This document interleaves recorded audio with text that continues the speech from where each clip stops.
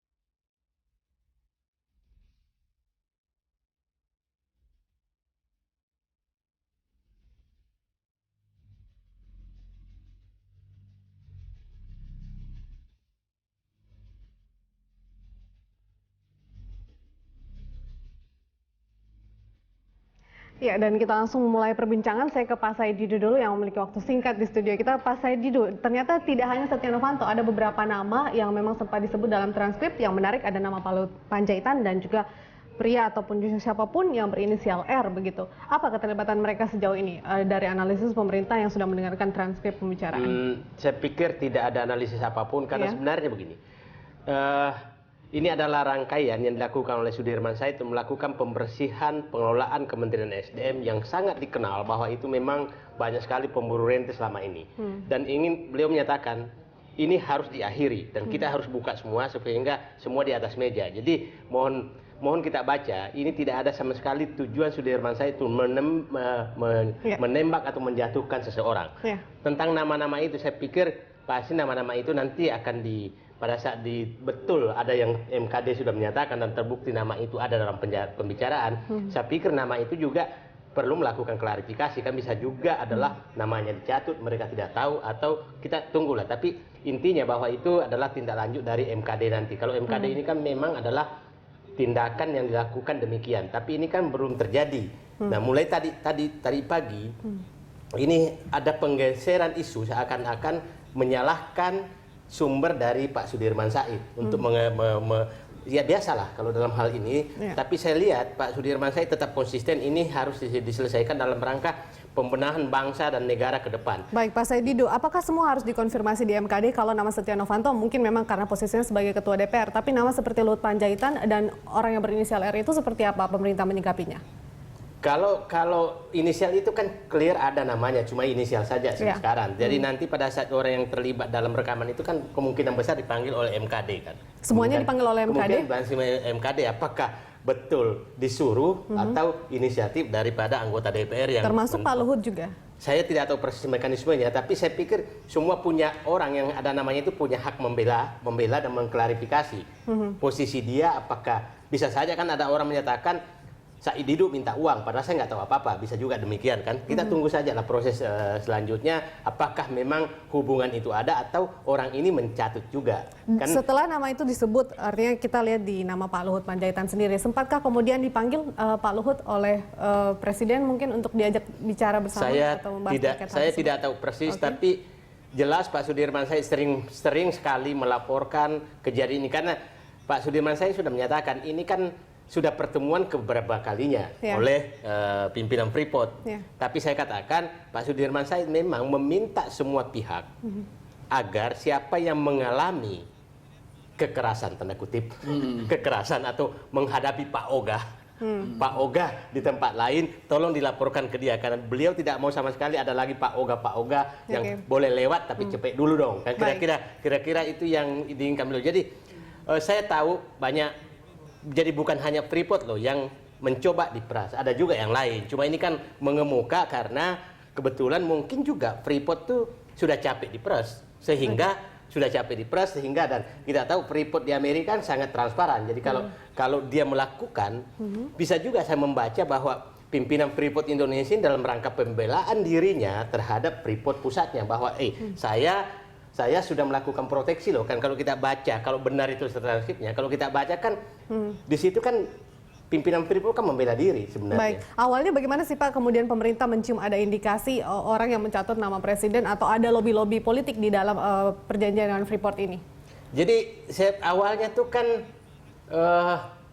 hampir semua, mungkin dalam rangka cerita-cerita saja bahwa Pak saya dipanggil ini dan saya pikir Presiden memahami betul bahwa ada orang yang mencoba mengatur-ngatur Freeport, sehingga saat Moped datang kan Presiden langsung kan yang manggil, tidak lagi melalui siapapun, bahkan Sudirman saya juga tidak tahu. Jadi saya pikir Presiden paham betul bahwa ada pihak yang mengatasnamakan kekuasaan atau mengatasnamakan dirinya atau wapres atau pihak lain yang coba menakut-nakutin atau menjanjikan sesuatu kepada Freeport. Jadi saya pikir Pak Jokowi saat itu pasti sudah tahu, karena saya tahu persis Pak Sudirman Said sudah melaporkan sebelumnya. Dan transkrip itu bisa ada kemudian karena adanya Intel yang ikut dalam perbincangan begitu Pak? Saya nanti MKD lah yang buka apakah. Tapi saya lepas dari saya kali ini, saya berharap kepada seluruh masyarakat jangan geser isu ini kepada apakah data itu valid apa tidak, apakah diperoleh secara legal apa tidak. Mungkin Pak Yoman bisa tahu, karena ini intinya adalah mari negara ini kita bersihkan deh. Nah, Pak Sudirman juga berharap bahwa tujuan beliau itu adalah supaya institusi apapun, DPR, kementerian, kemudian kantor manapun bersih daripada orang-orang, individu yang merusak institusinya. Itu yang diinginkan sebenarnya. Pak Said, kabarnya Presiden sudah tahu lebih awal mengenai namanya yang sempat dicatut oleh beberapa pihak, mungkin khususnya dalam hal ini dalam proyek Freeport ini, Pak. Kenapa kemudian baru sekarang Pak Sudirman Said artinya mencoba melaporkan ini ke MKD? Sebenarnya ini kan terungkapnya udah di acara salah satu stasiun TV sebelumnya udah diungkap kok. Cuma kami juga kaget kok baru menggelinding sekarang. Jadi sama sekali bukan karena Sudirman Said menggelindingkan, Tapi sudah lama, udah hampir 3 minggu lalu, 4 minggu lalu lah, udah dikemukakan oleh beliau di salah satu stasiun TV. Pas salah satu stasiun TV kemudian menulis rekamannya, dimasukkan ke media sosial, baru bergerak semua. Jadi bukan Sudirman Said yang menggerakkan akhir-akhir ini. Termasuk dalam melapor ke MKD sendiri? MKD karena kan sudah itu jalur yang benar. Kalau kan sudah dituduh oleh orang bahwa Sudirman Said membuat fitnah. Kalau dia tidak melakukan MKD, maka dia akan seakan-akan fitnah. Kan pilihannya adalah melapor kepada penegak hukum. Tapi ini kan ini baru janji-janji, baru etik. Nah, kira-kira yang paling tepat adalah melapor ke MKD. Jadi melaporkan ke MKD itu adalah bahwa desakan publik dan beliau lakukan itu. Baik, Pak, tidak ada kekhawatiran dari Pak Menteri sendiri dengan melapor ke MKD nama Setia Novanto ataupun beberapa nama ini bisa saja lolos, karena kalau kita runut dari beberapa kasus yang melibatkan Setia Novanto sendiri tidak sampai pada kemudian penahanan atau pemeriksaan lebih lanjut ke Setia Novanto. Kita terakhirlah terkait dengan kasus Donald Trump yang kita tahu dia hanya diberikan sanksi ringan begitu. Semua dihitung, tapi beginilah. Pak Sudirman Said dan kami semua sudah melakukan bahwa ada yang terjadi loh. Biarkan publik menilai sebenarnya apa sih yang terjadi di negara ini, bahwa lolos lagi itu bukan urusan kita, tapi saya percaya betul bahwa lebih banyak masyarakat orang baik di negeri ini menginginkan negara ini baik. Mungkin seperti katakan Pak Sudirman Said ke saya, sudah saatnya kesalahan yang lalu harus dibuka dan dihentikan. Itu niat dia. Pak Saidido, bola panasnya kan sekarang ada di MKD ini, Pak. Tapi kan kita dengar komentar terakhir dari MKD mengatakan bahwa laporan Sudirman Said sendiri belum lengkap dengan bukti-bukti yang mendukung. Artinya ini kemungkinan tidak akan diverifikasi lebih lanjut oleh MKD. Bagaimana tanggapan Pak Menteri? Saya pikir Pak Menteri itu seorang akuntan, dia sangat teliti, jadi biasanya tidak akan gegabah. Dan beliau sekarang dari luar negeri dia terus berkomunikasi sama saya, hampir 24 jam berkomunikasi bahwa ini jangan sampai kendor, kita harus meninggalkan sesuatu di negeri ini menjadi lebih baik. Itu apa yang akan dilakukan Pak Menteri dan pihak-pihak terkait apabila kemudian MKD tidak melanjutkan proses ini? Saya pikir MKD juga manusia, banyak juga orang baik di sana. Saya tidak menyatakan bahwa itu berhenti. Saya pikir saatnya MKD menunjukkan dirinya, kami juga mau baik. DPR juga mau baik. Selanjutnya kemudian kita akan artinya lebih fokus, apakah kemudian ada banyak nama-nama lain yang kemungkinan terlibat dalam kasus ini, Pak? Saya tidak tahu persis, tapi bahwa banyak yang mencoba-coba juga, banyak juga. Jadi bukan hanya ini. Kalau kemudian ada temuan lain, nama lain, apa yang akan dilakukan pemerintah? Saya pikir ini kan karena sudah menyangkut jabatan, sehingga tapi kami juga dapat informasi yang lain juga mencoba-coba, tapi kami menyatakan jangan lakukan. Itulah kenapa Pak Dirman selalu menyatakan kalau mau, orang-orang yang mengurus apapun di SDM mau lewat jalur gratis, aman, lewatlah beliau.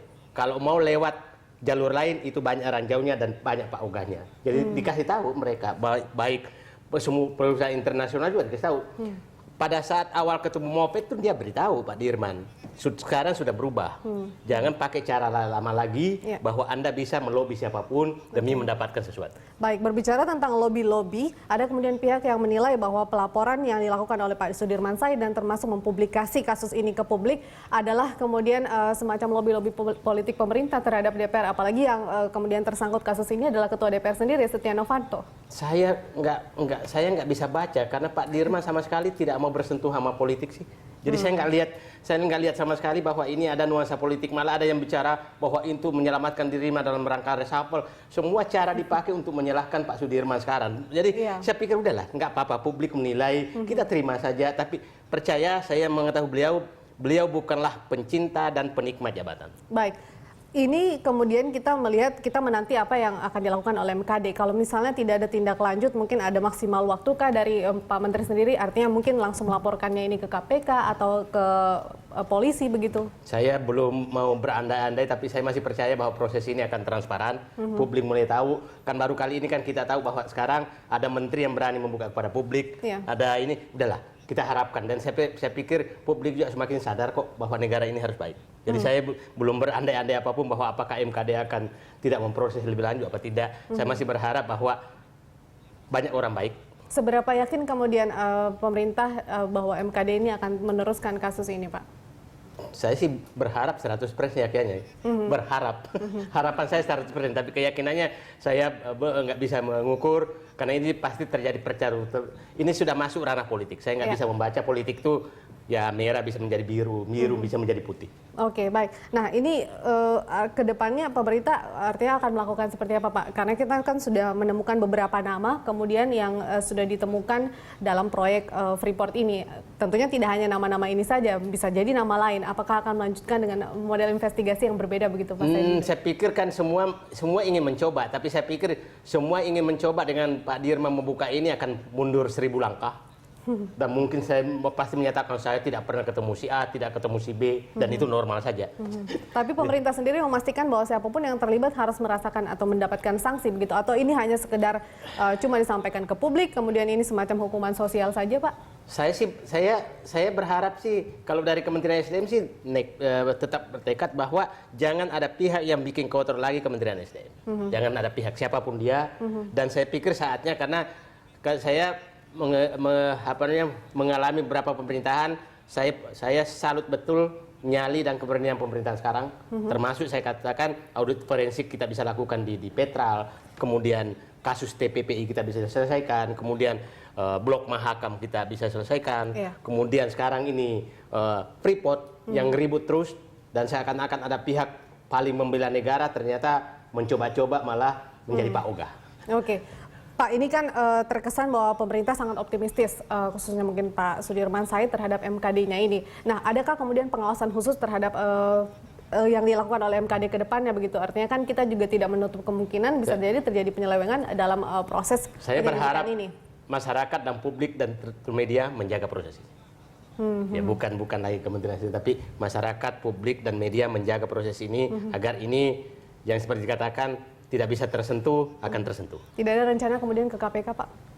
Saya belum memikirkan itu karena kami masih percaya bahwa proses MKD berjalan dengan baik. Termasuk ke polisi juga.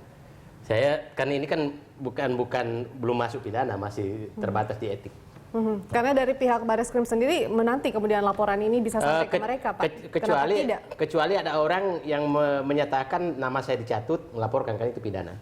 Tapi kan Kementerian SDM kan memungkinkan fakta bahwa ada rekaman begini, nama Anda dicatut, apalagi itu tergantung mereka semua. Artinya ini hanya mengandalkan proses politik yang akan berjalan begitu, Pak Nggak juga. Menurut saya sih ini kan proses publik sekarang semakin sadar kok, tidak ada bisa sembunyi. Seperti kemarin baru berapa menit Pak Sudirman Said menyampaikan ke MKD langsung sudah bocor tuh. Jadi menurut saya bagus aja, di media sosial juga bagus lah. Kalau memang ini Anda hanya mengharapkan dari publik yang mengawasi, seberapa kuat kemudian publik bisa menekan kinerja MKD untuk mengusut tuntas selesainya kasus ini, Pak? Ya sama pertanyaannya, seberapa besar kemampuan Sudirman Said dan tim melakukan tekanan terhadap ini apabila publik dan politik tidak mendukung. Tapi kalau mereka salah, kenapa tidak, Pak? Kenapa harus menunggu dukungan dari publik?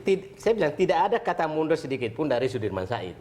Tapi tidak cukup kuat apabila tidak didukung oleh publik dan politik. Berarti memang akan melihat prosesnya seperti apa. Ada target kemudian sampai kapan kira-kira MKD bisa melanjutkan kasus ini, Pak? Ya, saya tahu persis. Saya nggak tahu, tapi saya pernah dapat informasi bahwa MKD itu harus sidang 14 hari setelah masuk. Setelah laporan masuk berarti 14 hari dari kemarin. Nah, kalau di MKD bekerja lah, panggillah orang-orang yang ada dalam rekaman itu kan. Jadi karena saya tadi ada anggota MKD menyatakan Sudirman Said harus melengkapi bukti laporannya. Menurut saya sih ya MKD panggillah nama-nama yang ada di situ gitu, yang termasuk ikut bicara. Nah, itu bagaimana pemerintah mengendalikan itu sementara MKD sendiri berbeda suara, ya, Pak? Biarkanlah publik menilai bahwa MKD ini mau membaik atau tidak. Nah, Pak, selain kemudian itu MKD juga artinya mengatakan sejauh ini kemudian masih terus akan melakukan proses penyelidikan begitu kan? Artinya semasif apa MKD bisa melakukan proses penyelidikan ini, Pak?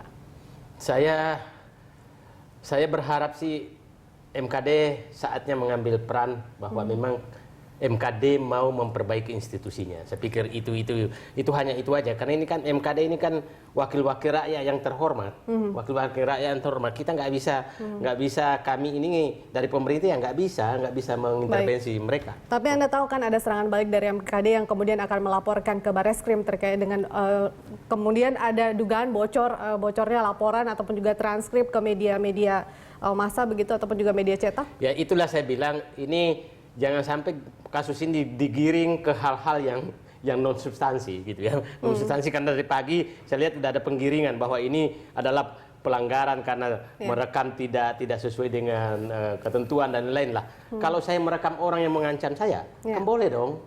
Kalau ada orang mengancam saya terus saya sampaikan ke polisi, Pak, saya diancam loh ini rekamannya. Masa saya yang ditangkap? Ya. Pak, selain kemudian dari pemerintah mengharapkan dukungan dari publik atau pengawasan dari publik, kita juga ingin komitmen dari pemerintah karena sudah membuka kasus ini. Adakah kemudian langkah preventif yang akan dilakukan ke depannya kalau misalnya kasus ini tidak diteruskan begitu, Pak? Saya langkah yang ini bahwa semua kewenangan yang ada di Kementerian SDM pasti dia gunakan untuk menuntaskan kasus ini. Semua kewenangan loh. Tapi kan nggak ada, kalau di luar kewenangannya dia nggak bisa. Tapi saya masih yakin betul karena komitmen presiden dan wakil presiden kuat. Kalau komitmen kedua pimpinan ini kuat, maka dia kan bisa memerintahkan kejaksaan, bisa memerintahkan kepolisian untuk menuntas. Karena setelah diserahkan nanti kan urusan penegak hukum, bukan lagi urusan Kementerian SDM. Oke, dari pemerintah sendiri menilai arah kasus ini akan mengarah kemana, Pak? Apakah sudah sampai di situ kah? Saya sih hanya berharap minimum bahwa tidak ada lagi orang main kotor di Kementerian SDM. Itu aja. Oke, ini bukan gertak sambal tapi kan Pak ya, ini akan diteruskan. Enggak. Jadi kalau mau gertak sambal, saya komunikasi terus dengan beliau, Pak, bagaimana kalau kita mundur?